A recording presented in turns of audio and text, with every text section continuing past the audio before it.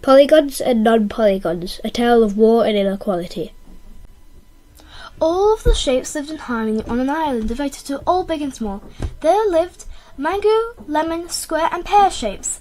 They lived in harmony because they didn't care about anyone's shape or category, and everyone was happy. The buildings were thick and thin, tall and small, and could fit a million shapes. Nobody really cared about which shape they saw in the park, or what shape the house was, or what shape the dog was. They just liked having fellow shapes around for company. One day, the king went to the city to see the fair. There was also this irregular polygon who tripped accidentally and pushed the king to the ground. Ouch, that hurt. Why did you do that? So sorry, it was an accident. Liar!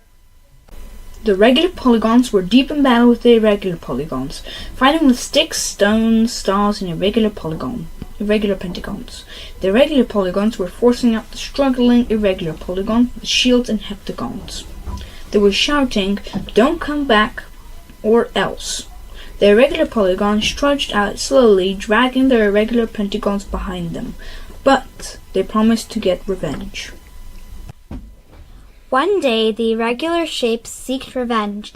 The irregular army set off bombs and poisonous gases.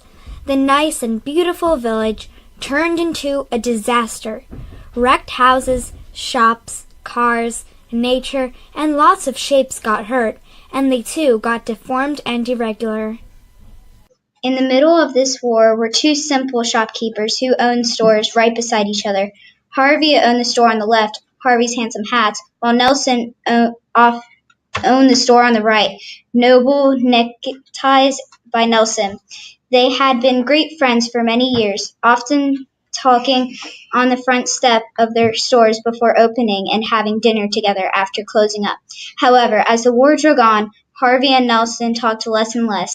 Harvey was a regular polygon, you see, and Nelson was very irregular. Harvey and Nelson's shops became less busy with each passing day. Days would even go without bringing them any customers at all. Shapes didn't need hats or neckties during a war. It grew very dangerous for them both to work at their shops. On the streets, people were fighting and throwing stones and damaging property. A group of robbers even broke into Harvey's store and stole what little money he still had in his cash register. With the danger increasing and no money being sent to their stores, Harvey and Nelson had no choice but to close their businesses. Their families grew hungry and had no money to buy food. They began to blame each other for causing the war to begin in the first place, and their hatred grew so strong that they couldn't remember how they used to work alongside each other as friends. All around the city were shapes just like Harvey and Nelson who grew to hate each other for being regular or irregular. The city had been destroyed, buildings ruined, farms burned down, and families went hungry. Crime was everywhere, and the once peaceful city became lawless and divided. The king has a son, and he is irregular. He's not proud of him. That's why he hides him in a dungeon. He never looks at him at will. He thinks he's so ugly. One of his servants brings him his food and water. His son is 5 years old. His name is Inequality. The king thinks he's the weirdest irregular polygon in the whole entire world. Every year he has to look at him at least once. He said he gets uglier and uglier each year. The king told all the irregular polygons that they have to leave forever. His son has to stay, though. The polygon law is that you can not let your child out of the castle without their parent. He still refuses to look at him more than once. The king is going to build a wall that separated the two shapes. The king, no matter what, would put his son on the other side of the wall. Later on, another irregular polygon pushed the king over. He got a dent that made him an irregular polygon. He hit it with his crown, until one day his son broke out and stole his father's crown. He wanted to feel like the prince that he should be. He kept it in the dungeon. He would only wear the crown after dinner. He was planning to get rid of the servant by torturing him. Inequality was planning to take over the castle, then take over the country. He wanted to get the respect that he thought he deserved. It would take a while, but it would all be worth it at the end. Inequality started torturing the servant by showing him dangerous weapons he found under his father's bed. The servant immediately ran away in fear. He never came back. and Polly bribed the two shopkeepers to smuggle him into a box of hats and ties from their shop to escape. And Polly eventually escaped. He did many different things to make the world different, and Polly wanted to go straight to taking over the country. He made a huge earthquake that could destroy the country because he was a mad genius. If everybody respected him, then he will stop it. If nobody does, the country will perish. He even changed how he looks because he wanted to look intimidating. I'm off to find my son, the king explains. Okay, we will take care of the castle, the servant says. The king finds his son. I don't want to talk to you, yells the son. I've come to apologize what I have done. So will you stop the earthquake, asks the son.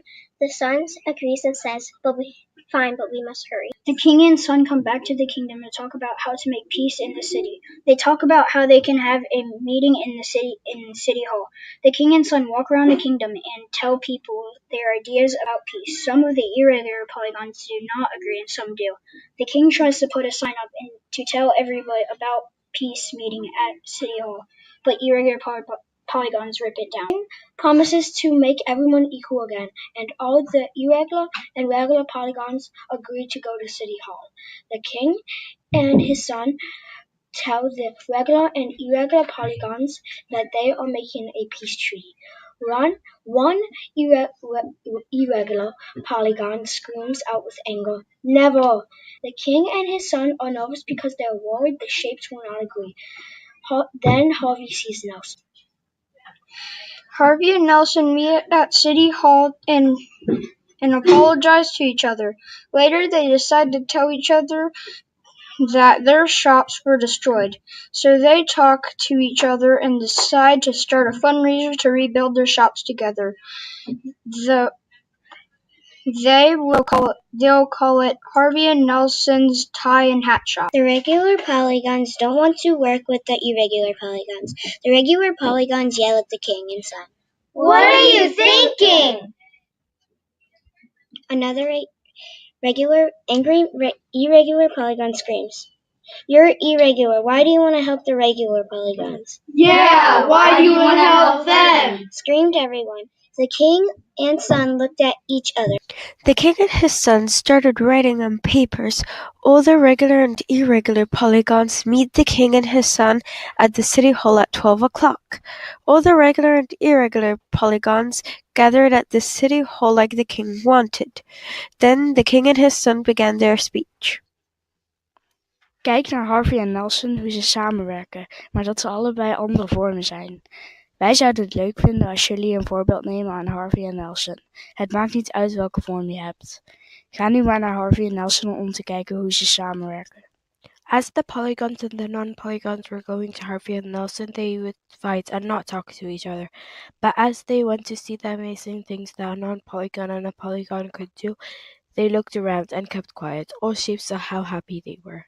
De verschillende vormen keken rond. Ze zagen hoe rommelig de stad was en begonnen plannen te maken om de stad te verbeteren. Alle vormen werkten zo hard als Harvey en Nelson om de stad te herbouwen. In 2 maanden was de hele stad herbouwd. The king and the son talked about how they can rule the city. His son and Polly suddenly said to his father that why don't we rule the city together so we represent polygons and non-polygons. And they lived happily in peace.